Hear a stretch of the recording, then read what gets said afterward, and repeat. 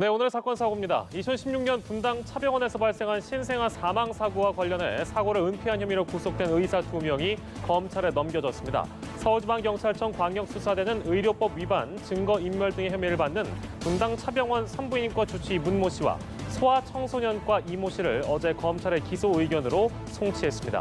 이들은 지난 2016년 제왕절개로 태어난 신생아가 사망하자 의료 기록을 조직적으로 은폐하는 등 증거를 인멸한 혐의 등으로 지난 18일에 구속됐습니다. 서울 남부지법은 15개월 영아를 굶기고 때려 숨지게 간 혐의로 재판에 넘겨진 위탁모 김 씨에게 징역 17년을 선고했습니다. 양형 권고 기준을 넘긴 중형인데요. 김 씨는 지난해 10월 피해 아동에게 열흘간 식사를 제대로 주지 않고 폭행으로 경련 증세를 일으키는데도 32시간 동안 병원에 데려가지 않아 사망에 이르게 한 혐의를 받습니다. 재판부는 아동학대치사죄의 양형 기준은 징역 6년에서 10년이지만 이는 국민의 법감정에 미치지 못한다며 다시는 이런 참혹한 사건이 벌어지면 안 된다는 사법부의 의지를 표명한다고 판시했습니다.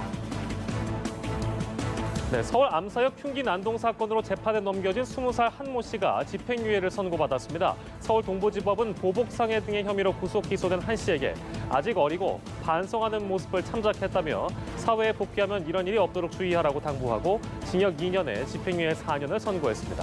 한 씨는 지난 1월 서울 지하철 암사역 앞 길거리에서 친구 박모 씨에게 흉기를 휘두르고 이에 앞서서 반찬 가게 등에 침입해서 현금을 훔친 혐의로 기소된 바 있습니다. 네, 대전의 한 곰탕집에서 여성을 성추행한 혐의로 1심에서 실형을 선고받은 남성이 항소심에서 집행유예를 선고받았습니다. 부산지법 형사 3부는 오늘 강제추행 혐의로 기소된 39살 A씨의 항소심 선고 공판에서 징역 6개월을 선고한 원심을 파기하고 징역 6개월에 집행유예 2년을 선고했습니다.